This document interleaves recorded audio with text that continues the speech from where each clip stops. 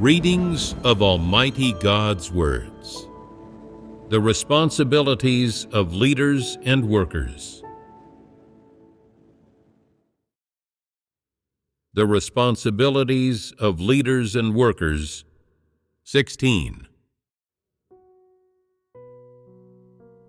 Those who do not understand the truth must first remember that when they have notions, they should seek the truth to resolve them. They must never spread them or speak carelessly, saying, "I have freedom of speech. It's my own mouth, after all. I can say what I want, to whom I want, and in any setting I want." Speaking this way is wrong. Some good or correct words may not necessarily benefit others when spoken, but words that are notions or Satan's temptations can result in immeasurable consequences when spoken. Based on these consequences, if you have a notion that you insist on expressing, and you feel that doing so feels good and makes you happy, your actions will have to be characterized as evil deeds, and God will record them against you. Why would they be recorded against you? You have been told many positive methods, paths, and principles of practice, but did not choose them. Instead, you chose a path that brings harm to people. This was intentional, wasn't it? Is it excessive, then, to call your actions evil deeds? No. You can completely choose to resolve this issue yourself through experience and through prayer to God and seeking, rather than bringing out your notions to disturb and mislead others. This is the way a person with conscience and reason should choose. So why don't you choose this way? Why choose a way that harms and hurts others? Isn't this what Satan would do? Evil people do things that harm others and themselves. If you also do such things, does God hate it? Even if God does not condemn your notions, you must seek the truth yourself to resolve your notions, and you must have a path to practice the truth. If your way of dealing with notions is to spread them to intentionally mislead and harm others, disturbing church life and the life entry and normal states of the brothers and sisters, then your actions are evil deeds. When encountering such a situation, what choice should one make? A person with humanity who pursues the truth will not choose a way that misleads and harms others. They will choose to practice and adhere to proactive, positive principles, come before God to pray and seek the truth, and ask God to help resolve the issue. Some say, "When I ask God to help me, I always feel like His help is intangible and invisible. Can I choose to seek help from people instead?"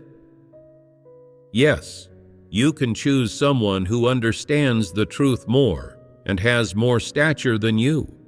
Someone you believe can resolve your problem without being disturbed and influenced by your notions into becoming weak. Someone who has experienced similar issues and can tell you how to resolve them. This path is also appropriate. If you choose someone who is usually quite muddled and cannot see through anything, and, upon hearing about this matter, they immediately cause an uproar, want to broadcast the notions everywhere and cause disturbances, and wish to stop believing, then your actions will have inadvertently disturbed church life. Won't your actions then be characterized as evil deeds? Therefore, when it comes to how you ought to handle notions, you must be careful and cautious. You must not act in a muddled or impulsive manner, and you absolutely must not treat notions as the truth. No matter how correct human thoughts are, they are not the truth. This way, you will feel much calmer, and your notions will not be able to cause any trouble. Having notions is nothing to be afraid of. As long as you seek the truth, they will ultimately be resolved. Some people say, but notions aren't easy to resolve. Some notions are indeed difficult to resolve. So what should be done? It's simple. Some notions are never resolved in the thoughts and minds of some people. This is already a fact. But no matter how difficult a notion is to resolve, it is still not the truth. As long as you understand this point, the problem is easy to handle. There is a fact here that I must tell you. God does not require everyone to fully understand or clearly grasp everything that He does. He does not require everyone to know the truth within it or why He acts a certain way. This is not what God desires. He does not require these standards of people. If your caliber is good enough, any level of understanding you achieve is good. Just do your best. If you cannot understand as you grow older, and your experiences continually grow deeper and deeper, and you accumulate more experience, your understanding of the truth will also gradually deepen, and your notions will decrease.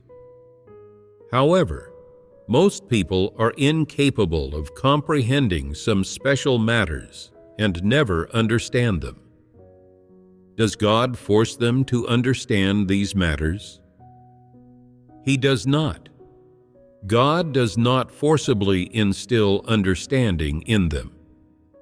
For example, there are many mysteries among all the things created by God that people want to know, but cannot.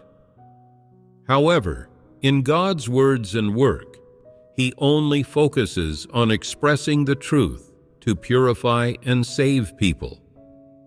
He rarely mentions other matters, and even when He occasionally does, it is only in a brief manner. God never explains these matters to people in great length. Why not? Because people do not need to understand these things. In the work God does on people, in one respect, He reveals His disposition essence. In another respect, God has His thoughts, His plans, the sources and goals for the things He does, the ways and methods He uses to work on different people, the ways and methods of how He holds sovereignty over all things, and so on. God has never said that people must understand and enter into all truths in order for them to be considered saved. This is because God is too almighty. His ways of acting, speaking, working, and holding sovereignty over all things naturally reveal His disposition, essence, identity, and so on. Even though God naturally reveals these things that He has and is, He does not demand that people understand or apprehend them all. This is because God will always be God, and He is almighty, while created humankind is minuscule and entirely lacking in power. There is a chasm of difference between man and God.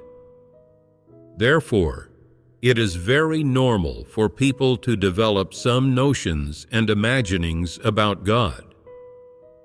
God does not take this to heart, but you always take it so seriously and stubbornly fixate on it. This approach will not work. If you are someone who pursues the truth and possesses high caliber, as long as you understand the truth and have true knowledge of God, these notions and imaginings will naturally be resolved. If you do not pursue the truth, and no matter who fellowships the truth with you, you do not accept it and always cling to your notions, what will the consequence of this be? The consequence will be that even if you reach the end of your life, or the point where God's work is completely finished, you will not have gained the truth, but will have been led to death by your notions and imaginings. Even if you see God's spiritual body appear, you still won't be able to resolve your notions and imaginings about God. Would God tell you all the facts and what is true just because you can't resolve these notions? In one respect, it is unnecessary for Him to do that. In another respect, there is a fact, which is that the human brain and mind do not have the massive capacity necessary to receive these things. The work God does is beyond human imagining and beyond all things. Compared to all things, humans are like a grain of sand on the beach. This description is close to the facts and can be considered appropriate. Even if God wanted to tell you everything, do you have the capacity to take it all in? Some people say, "Why can't I take it all in?" If God said more, I could understand more and gain more. In that case, I would be favored. That's a pipe dream. Those people are overestimating their own capacity. That is not how things really are. In God's eyes, the things He tells you are all very simple and obvious. They are the things that people can comprehend. In fact, there are many things that God hasn't spoken about because people cannot comprehend them. Therefore, it is very normal that some of your notions cannot be resolved in the end. The things that God needs you to understand and wants to tell you, or that you can bear and comprehend, you will understand. As for the things that you cannot bear or comprehend, that your physical eyes cannot see through, even if God tells you them, it would be useless and a waste of effort. Consequently, God does not tell you these things. Regarding such notions, even if by the time you die or by the time God's work is finished, you still do not understand, what does this affect? Does it affect your submission to God? Does it affect your assuming the role of a created being? Does it affect your knowing God's identity and essence? If you are not affected in any of these ways, then you will have been saved. So, does this kind of notion still need to be resolved? It does not. This is the last kind of notion, the kind that cannot be resolved even at the point of death. Some people say, "O God, I still do not understand this work you have done, these words you have said, and this environment that you have arranged. Can you tell me before I die so I can die in peace?" God ignores such requests. You may go in peace. You will understand everything in the spiritual realm. God has His own standard for saving people. It isn't based on how well you've resolved your notions or how many of them you've let go. Instead, it's based on how fearful you are of God and how submissive you are to Him, whether you genuinely fear and submit to Him or not. There is meaning in everything God does, and whether it is easy for you to accept or difficult for you to accept and likely to cause notions in you, in any case, the identity of God does not change as a result. He shall always be the Creator, and you will always be a created being. If you are able to not be limited by any notion and still maintain with God the relationship of a created being and the Creator, then you are a true created being of God. If you are able to not be influenced or disturbed by any notion and are capable of true submission to God from the depths of your heart, and if, regardless of whether your understanding of the truth is profound or shallow, you are able to put notions aside and not be constrained by them, believing only that God is the truth, the way, and the life, that God will forever be God, and that what God does is never wrong, then you can be saved. In fact, everyone's stature is limited. How many things can be packed into people's brains? Can they fathom God? That's wishful thinking. Do not forget, people will always be infants before God. If you think you're clever, if you always try to play clever and try to figure everything out, thinking, if I can't understand it, then I cannot acknowledge that you are my God. I cannot accept that you are my God. I cannot acknowledge that you are the Creator. If you don't solve my notions, you're dreaming if you think that I'll acknowledge that you are God, that I'll accept your sovereignty, and that I'll submit to you, then this is troublesome. How so? God does not argue over such things with you. Toward man, he shall ever be as follows. If you do not accept that God is your God, he shall not accept that you are one of his created beings. When God does not accept that you are one of his created beings, a change occurs in your relationship with God as a result of your attitude toward him. If you are unable to submit to God and to accept the identity and essence of God and all that God does, there will be a change in your identity. Are you still a created being? God does not acknowledge you. There's no point in arguing. And if you are not a created being, and God does not want you, do you still have hope of salvation? No. Why doesn't God regard you as a created being? You are unable to fulfill the responsibilities and duties that a created being ought to, and you do not treat the Creator from the position of a created being. So how will God treat you? How will he view you?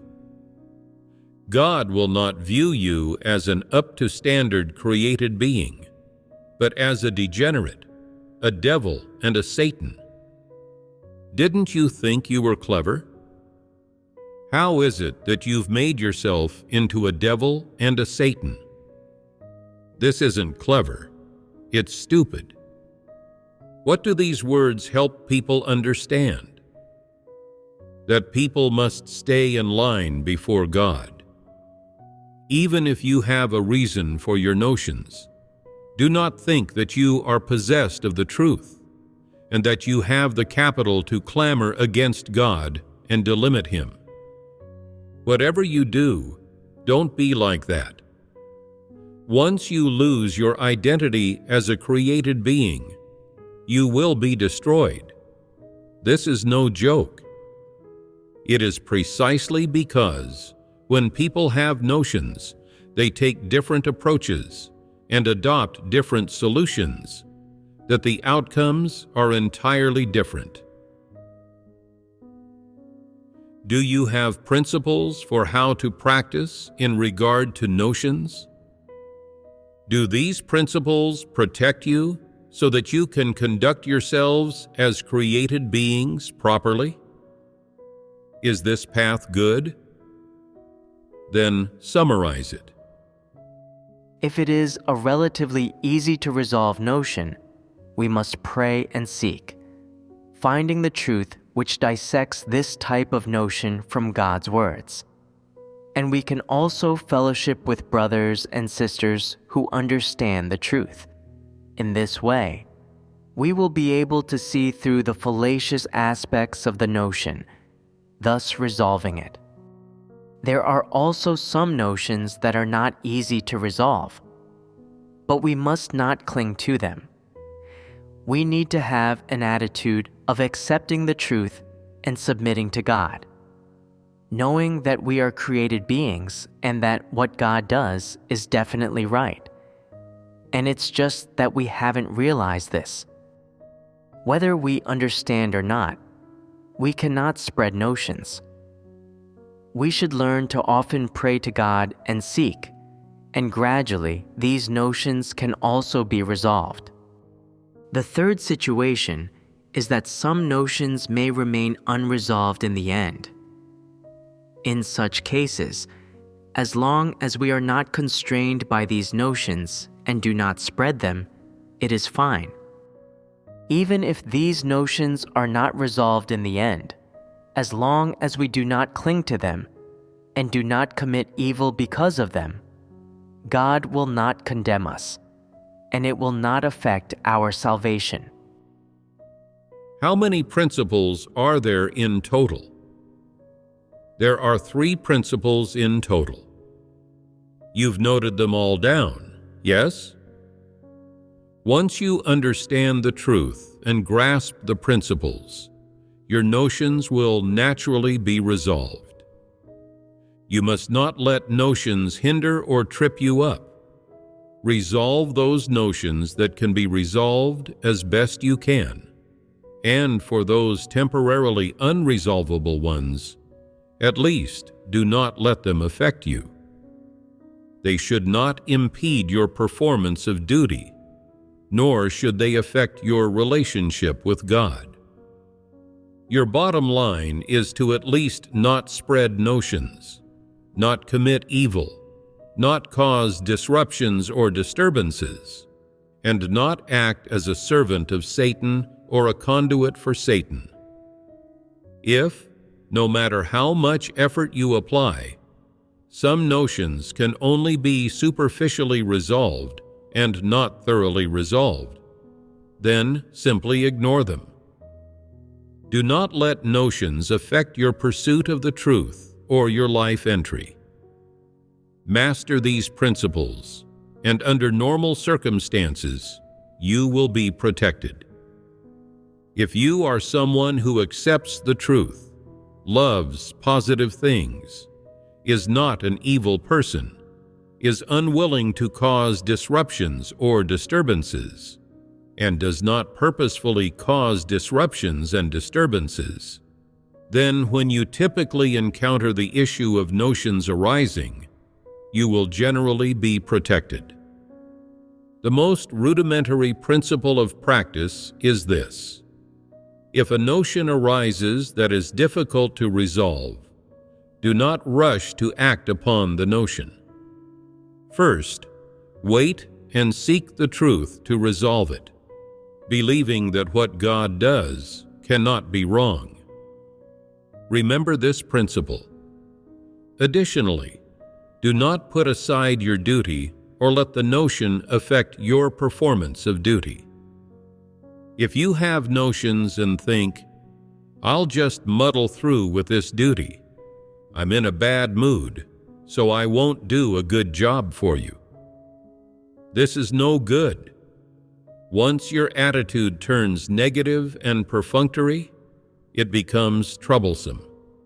This is notions acting up inside you. When notions act up within you and affect your performance of duty, that means that by this point, your relationship with God has actually already undergone a change. Some notions can affect your performance of duty, which is a serious problem, and they must be resolved promptly. Other notions do not affect your performance of duty or your relationship with God, so they are not major issues. If the notions you develop can affect your performance of duty, causing you to doubt God, not do your duty diligently, and even feel there will be no consequences for not doing your duty, and not have any dread or a God-fearing heart, this is dangerous. This means you will fall into temptation and be duped and captured by Satan. Your attitude toward your notions and the choices you make are crucial, regardless of whether the notions can be resolved, and irrespective of the degree to which they can be resolved. The normal relationship between you and God must not change. For one thing, you should be able to submit to all the environments orchestrated by God and affirm that everything God does is correct and meaningful. And this knowledge and this aspect of the truth should never change for you. For another, you must not put aside the duty that God has entrusted to you. You must not unburden yourself of this. If, internally or externally, you have no resistance, opposition, or rebelliousness toward God, God will see only your submission and that you are waiting. You may still have notions, but God does not see your rebelliousness. As there is no rebelliousness and resistance in you, God still considers you one of His created beings. In contrast, if your heart is full of complaints and defiance, you are looking for an opportunity to retaliate and do not wish to do your duty, wishing instead to unburden yourself of it, even to the point that in your heart there are all manner of complaints about God, and certain manifestations of defiance and resentment are revealed in the course of doing your duty. Then, at this time, your relationship with God has already undergone a huge change. You have already switched from your position as a created being. You are no longer a created being, but have become a conduit for devils and Satan. And so God will not show you any kindness. When someone gets to this point, they are approaching dangerous territory. Even if God does nothing, they will not be able to stand firm in the church. And so, in everything they do, particularly when it involves issues such as resolving notions, people must take care to avoid doing things that offend God, or that are condemned by God, or that hurt or harm others. This is the principle. The problem of people having notions about God is not a small matter. It is crucial for people to maintain a normal relationship with God. But what most affects this relationship is people's notions. Only when people's notions about God are resolved can a normal relationship with God be maintained. Currently, many people have a serious problem. Regardless of how many years they've believed in God, although they may be able to endure suffering and pay the price in their performance of duties, yet throughout, their notions cannot be completely resolved. This seriously affects their relationship with God and directly impacts their love for God and their submission to Him. Therefore, no matter what notions people develop about God, it is a serious matter that must not be overlooked. Notions are like a wall. They cut off people's relationships with God, making it so they are unrelated to God's salvation work. Thus, people having notions about God is a very serious issue that cannot be ignored. If people have notions and cannot promptly seek the truth and resolve them, this can easily give rise to negativity, resistance against God, and even hostility toward Him. Can they still accept the truth then? Their life entry will come to a standstill. The path of experiencing God's work is uneven and bumpy. Because people have corrupt dispositions, they can take many detours, and they may wind up forming notions in any situation. If these notions are not resolved by seeking the truth, people can rebel against God and defy Him, walking the path of hostility toward Him. Once people take the path of antichrists, do you think there's a chance of salvation left for them? It's not easy to handle at that point, and there will be no chance left. Therefore, before God denies you as His created being, you should learn how to be God's created being. Do not attempt to scrutinize the Creator or attempt to find out how to prove and verify that the God you believe in is the Creator. This is not your obligation or responsibility. What you should be thinking about and pondering in your heart every day is how to fulfill your duties and become an up-to-standard created being, instead of how to prove whether God is the Creator, whether He is indeed God, or scrutinizing what God has done and whether His actions are correct or not. These are not what you should be scrutinizing.